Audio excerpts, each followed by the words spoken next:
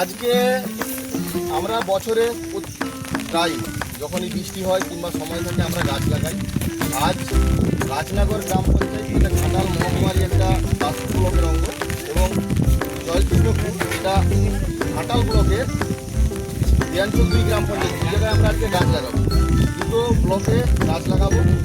মহকুমা শাসক এসেছেন এবং এলাকার কিছু মানুষজন আছেন।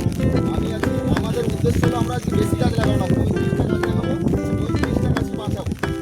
আমরা পলাশ ও বিভিন্ন ধরনের কৃষ্ণচূড়া এবং বকুল বিভিন্ন ধরনের গাছ লাগাচ্ছি। আমাদের বার্তা দিয়ে হলো এই ছোটো ছোটো শিশুদেরকে সবাইকে যে গাছ লাগাতে হলে গাছ বাঁচাতে হলে এরকম ঘেরে, নাহলে গাছ লাগালাম সবাই মিলে, দেখুন আজকে অনেকেই আছি, আমরা ফটো তুললাম, তারপরে গাছটা বাঁচলো না।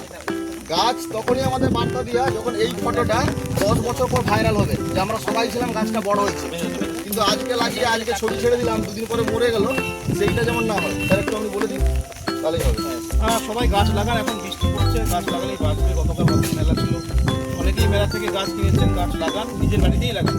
সরকারিভাবে এভাবে লাগানোটা খুব কঠিন, আমি বলবো, কারণ এত সুন্দর করে ঘেরা, এটা অনেকেই পারেন না করতে, অনেক এনজিও চেষ্টা করেন কিন্তু গাছ বাঁচাতে পারেন না। তো যদি লাগাতে হয় কম লাগান, কিন্তু এরকম লাগানোর চেষ্টা করুন। আর নিজের বাড়িতে লাগালে তো আপনি যত্ন করবেন।